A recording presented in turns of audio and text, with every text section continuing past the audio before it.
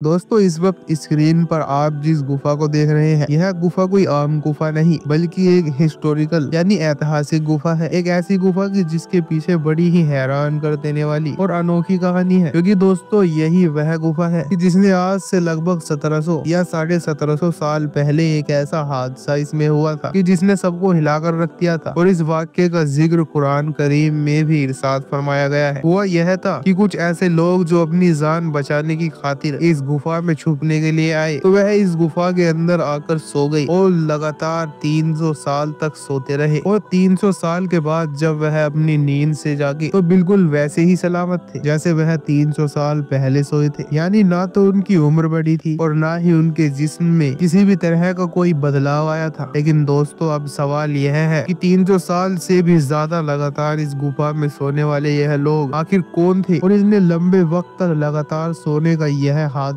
क्यों और कैसे हुआ था। और जिस गुफा में इतना बड़ा हादसा हुआ था वह गुफा आखिर आज के दौर में कौन से देश में मौजूद है, यह सारी चीजें आज की इस वीडियो में हम आपको बताने वाले हैं। दोस्तों सबसे पहले तो हम आपको यह बताते चले कि ईसाई और मुस्लिम यानी दोनों धर्मों से ताल्लुक रखने वाले लोग इस हादसे को सच्चा मानते हैं। और मुसलमानों की किताब कुरान करीम में भी इस हादसे को साफ तौर पर बताया गया है। यह हादसा हजरत ईसा अलैहिस्सलाम के इस दुनिया से उठाए जाने के बाद लगभग 250 साल बाद पेश आया था। हजरत अलैहिस्सलाम के इस दुनिया से उठाए जाने के बाद ईसाइयों के हालात दिन ब दिन होते चले गए। यहाँ तक कि एक ऐसा वक्त भी आया कि जब फिलिस्तीन के पूरे इलाके पर दकियानूसी बादशाह था जो ईसाइयों से हद से ज्यादा दुश्मनी रखा करता था। और इसका यह मानना था कि मेरी हुकूमत में कोई भी इंसान ईसाई धर्म यानी जो कि उस दौर में एक नया धर्म माना जाता था उस पर अमल ना करे, और जो भी उस पर अमल करेगा मैं उसे हमेशा हमेशा के लिए खत्म कर दूंगा। दोस्तों उसी बादशाह की हुकूमत में रहने वाले ही कुछ लोग जो बाद में आबे कहफ के नाम से मशहूर हुए, यह वह लोग थे जो कि हजरत ईसा अलैहिस्सलाम के हद से ज्यादा माना करते थे। और बादशाह की लाख कोशिशों के बावजूद भी यह ईसाई धर्म छोड़ने के लिए तैयार नहीं थे। बादशाह को जब इस बात का यकीन हो गया यह लोग मेरी लाख कोशिशों के बावजूद भी ईसाई धर्म को कभी नहीं छोड़ेंगे, तो उनसे इन्हें कत्ल करने का फैसला कर लिया। लेकिन जैसे ही इन लोगों को इस बात की खबर हुई कि बादशाह हमें कत्ल करने का इरादा कर चुका है, तो यह फौरन शहर छोड़कर फरार हो गई और दूर जाकर एक गुफा में पनाह ले ली। कुछ देर उस गुफा में आराम करने के बाद यह लोग सभी लोग उस गुफा में सो गए और ऐसे सोए कि अगले 300 सालों तक लगातार सोते रहे। और इस बीच में इनमें से किसी की भी आंख ना खुली। लेकिन दोस्तों जैसे ही यह सारे लोग बादशाह से अपनी जान बचाने की खातिर इस गुफा के अंदर आए थे, वैसे ही कुछ वक्त के बाद बादशाह को भी इस बात की खबर हो गई थी कि यह सारे लोग इस गुफा के अंदर छिपे हुए हैं। यही वजह थी कि बादशाह ने फौरन यह हुक्म जारी कर दिया था कि इस गुफा के मुंह को एक बड़ी दीवार के जरिए से बंद कर दिया जाए ताकि यह लोग हमेशा हमेशा के लिए इसी गुफा के अंदर खत्म हो जाए। मगर बादशाह ने जिस इंसान को यह काम करने का हुक्म जारी किया था वह इंसान बहुत अक्लमंद और रहमदिल था। उस इंसान ने उस दीवार को बनवाने से पहले ही सारे अजबे कहफ की तादाद याद करने के साथ साथ उनका पूरा किस्सा भी एक तख्ती पर लिख दिया था। यानी उनके साथ जो जो हुआ था वह सारी बातें उस तख्ती के ऊपर लिख दी थी। फिर उस तख्ती को एक तांबे के संदूक में रखकर उस संदूक को उस दीवार की बुनियाद में चुनवा दिया था। और इस तरह से अब यह गुफा अगले 300 सालों तक के लिए पूरी तरह से बंद हो गई थी। लेकिन दोस्तों यह बात तो बिल्कुल जाहिर है कि 300 साल का वक्त कोई एक छोटा सा वक्त तो नहीं बल्कि एक लंबा वक्त है। और यही वजह थी कि इन 300 सालों के बीच में धीरे धीरे पूरी दुनिया का नक्शा बदलता गया। और जिस जगह पर दकियानूसी बादशाह की हुकूमत हुआ करती थी वहाँ पर भी बादशाह और हुकूमत बदल दी गई। यहाँ तक कि जब 300 साल पूरे होने वाले थे तो बेतू नाम के एक बादशाह की हुकूमत कायम हुई। यह एक ऐसा बादशाह था जो कि ईसा अलैहिस्सलाम का मानने वाला था और बहुत नेक और रहमदिल इंसान था। यह हमेशा अपने कौम की फिक्र किया करता था क्योंकि दोस्तों इसके दौर में ईसाई आपस में ही लड़कर कई हिस्सों में बढ़ चुके थे। यहाँ तक कि बहुत सारे लोग तो ऐसे भी थे कि जो हजरत ईसा अलैहिस्सलाम की बताई हुई बुनियादी चीजों का भी इनकार करने लगे थे। यह बादशाह अपनी कौम के इस हाल से हद से ज्यादा परेशान रहा करता था और अक्सर रो रो कर यह दुआएं मांगा करता था कि या अल्लाह कोई ऐसा करिश्मा हो जाए कि जिसकी वजह से मेरी कौम के सभी लोग अल्लाह और कयामत के दिन पर ईमान रखने लगे और आखिरकार इस बात का बादशाह की यह दुआ कबूल हुई और एक चरवाहा जो अपनी बकरियों को उस गुफा के पास ही में चरा रहा था, उसने उस गुफा को देखकर यह फैसला किया कि मैं इस गुफा की दीवार को घिराकर इस गुफा में अपनी बकरियों के बैठने का इंतजाम करूंगा। लिहाजा इसी इरादे के साथ उसने कुछ लोगों के साथ मिलकर उस गुफा की दीवार को गिरा दिया। दीवार गिरते ही वह सारे लोग डर की वजह से सहम गए कि जिन्होंने इस दीवार को गिराया था, और उन सभी लोगों पर ऐसी हैबत तारी हुई कि वह चंद मिनट के अंदर ही वहां से फरार हो गए। लेकिन दोस्तों, भले ही वह सारे लोग तो फरार हो गए, लेकिन गुफा के अंदर मौजूद उन सभी लोगों को जगाया गए जो पिछले 300 सालों से सो रहे थे। इन लोगों ने जागते ही न सिर्फ आपस में सलाम और कलाम शुरू कर दिया था, बल्कि कुछ वक्त के बाद ही इबादत करना भी शुरू कर दी थी। गुफा के अंदर मौजूद इन सभी लोगों को जब थोड़े वक्त के बाद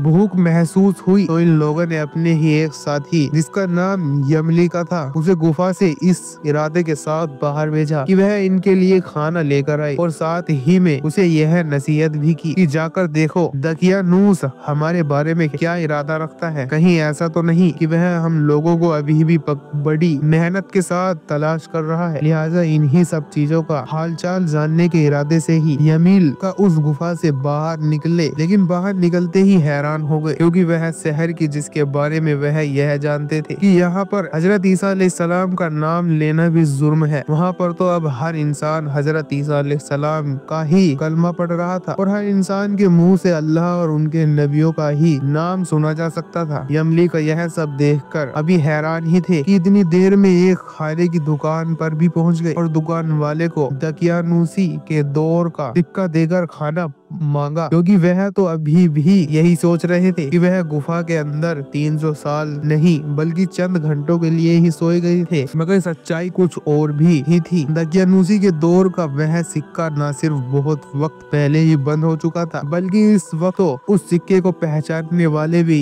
कोई इंसान नहीं रह गया था। यही वजह थी कि उस सिक्के को देखते ही दुकानदार को यह यमलिका पर शक हो गया, और उस दुकानदार को यह लगने लगा कि या तो यह इस इंसान के हाथ कोई पुराना खजाना लग गया है, या फिर यह कोई जासूस इंसान है। इसलिए उसने शक के दायरे में यमलिका को सल्तनत के सिपाहियों के हवाले कर दिया, और यमलिका के ऊपर यह इल्जाम लगाया गया कि यह तो जासूस है, या फिर इसके हाथ कोई पुराना खजाना लग चुका है। सिपाहियों ने जब यमलिका के ऊपर जोर डाला कि वह बताए कि आखिर उसके हाथ कौन सा खजाना लगा है, तो यमलिका ने इस बात से साफ इनकार कर दिया, और यमलिका ने कहा कि जिसे तुम खजाना बता रहे हो यह तो हमारा एक मामूली सा सिक्का है। तो सिपाही कहने लगे कि हम कैसे मान लें कि यह तुम्हारा सिक्का है, क्योंकि यह सिक्का तो आज से लगभग 300 साल पहले चला करता था। इस सिक्के को बंद हुए लंबा जमाना गुजर चुका है, और तुम जो बिल्कुल अभी भी जवान हो, तो हम यह कैसे मान ले कि तुम्हारे साथ हाथ कोई पुराना खजाना नहीं लगा है। इस पर यमलिका ने सिपाहियों से कहा कि अच्छा यह बताओ कि दकियानूसी बादशाह का क्या हाल है। सिपाहियों ने जवाब दिया कि दकियानूसी नाम का तो कोई बादशाह इस वक्त पूरी दुनिया में मौजूद ही नहीं है। हाँ, आज से लगभग 300 या 350 साल पहले इस नाम का एक बादशाह इसी जगह पर हुकूमत किया करता था, जो बहुत जालिम और बेरहम इंसान था। यह सुनकर यमलिका हैरान हो गई, और उन्होंने फौरन सिपाहियों से कहा कि ऐसा कैसे हो सकता है। हम लोग कल ही तो दकियानूसी से अपनी जान बचाने की खातिर उस गुफा के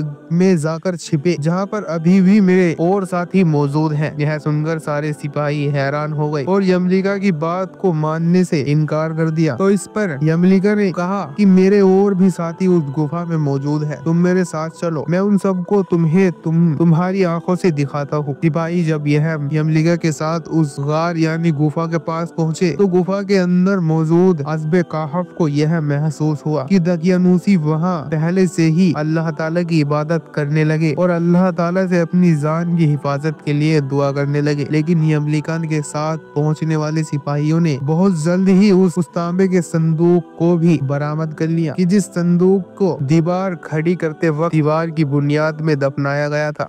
सिपाहियों ने जब उस वक्त तख्ती को पढ़ना शुरू किया कि जो तांबे के संदूक के अंदर मौजूद थी, तो वह हैरान हो गए। उस तख्ती पर यह साफ तौर से लिखा हुआ था कि यह मोमिनों की जमात है जो अपनी जान की हिफाजत की खातिर दकियानूसी बादशाह के खौफ से इस गार में पनाह लिए हुए है। दकियानूसी बादशाह ने खबर पाकर इन लोगों को इस गार के अंदर बंद करवा दिया है और हम तख्ती पर यह हाल इसलिए लिखते हैं ताकि जब भी यह गार यानी गुफा खुले तो लोग अज़्ब कहफ पर बाख हो जाए, यानी यह जान सके कि अज़्ब कहफ के साथ क्या हुआ था। यह सब पढ़कर सिपाहियों के साथ साथ वह सभी लोग हैरान थे कि जो उस वक्त उस गार यानी गुफा के पास मौजूद थे। सिपाहियों ने फौरन अपने बादशाह को इस पूरे हादसे की खबर दी। बादशाह फौरन सभी लोगों के साथ उस गुफा के पास पहुंच गया और गार में सोने वाले सभी लोगों से मिलने के बाद सजदे में गिर पड़ा और वह रो रो कर यह कहने लगा कि अल्लाह ताला ने मेरी दुआ कबूल कर ली, यानी अल्लाह ताला ने एक ऐसा करिश्मा दिखा दिया कि जिसकी वजह से अब लोग मरने के बाद दोबारा उठने पर यकीन करने लगेंगे। उसके बाद अज़्ब कहफ ने अपने बादशाह को दुआएं दी और बादशाह से कहा कि अल्लाह ताला तेरी बादशाह को हिफाजत करे। अब हम तुम्हें अल्लाह के सुपुर्द करते हैं। यह कहकर अज़्ब कहफ दोबारा गार के अंदर चले गए और यह सारे के सारे लोग उस गार के अंदर जाकर सो गए और ऐसे सोए कि अल्लाह ताला ने उसी हाल में उन लोगों को मौत दे दी। उसके बाद बैतुस नाम के उस नेक बादशाह ने लकड़ी के संदूक बनाकर अज़्ब कहफ की पाक लाशों को उनके अंदर ही हमेशा हमेशा के लिए महफूज कर दिया था। दोस्तों, अब अगर बात की जाए इस बारे में कि आखिर वह गुफा आज के दौर में कौन से देश में मौजूद है, तो आपको बताते चलेंगे वह गुफा आज के दौर में जॉर्डन देश में मौजूद है। हालांकि बहुत सारे लोग तुर्की देश के इमिर शहर में मौजूद इस गुफा के बारे में यह भी दावा करते हैं कि वह अज़्ब कहफ की गुफा है, लेकिन कुरान करीम के अंदर अज़्ब कहफ की गुफा की जो निशानियां बयान की गई है वो टर्की में मौजूद गुफा के मुकाबले में जॉर्डन वाली गुफा पर ज्यादा फिट बैठती है। यही वजह है कि ज्यादातर रिसर्च स्कॉलर का यही मानना है कि जॉर्डन में मौजूद गुफा ही अज़्ब कहफ की असली गुफा है। दोस्तों, अगर अब बात की जाए इस बारे में कि अज़्ब कहफ कितने लोग थे, यानी गुफा के अंदर जो लोग 300 साल तक सोते रहे थे वह कितने थे, तो आपको बताते चले कि हजरत अब्दुल्ला इब्ने अब्बास रजी अल्लाह अन्हु की हदीस के मुताबिक वो टोटल 7 लोग थे, जिनमें से 8वां उनके साथ एक कुत्ता भी था। फिलहाल दोस्तों, आज की अपनी वीडियो को यहीं पर खत्म करते हैं। वीडियो पसंद आने पर न सिर्फ वीडियो को लाइक करें बल्कि अपने दोस्तों के साथ में इसे जरूर शेयर करें और इसी तरह की इंफॉर्मेटिव और हिस्टोरिकल और इस्लामिक मामूलात देखने के लिए हमारे चैनल अनस वॉइस को जरूर सब्सक्राइब करें। हम मिलते हैं आपको अगली वीडियो में, तब तक के लिए अस्सलाम वालेकुम।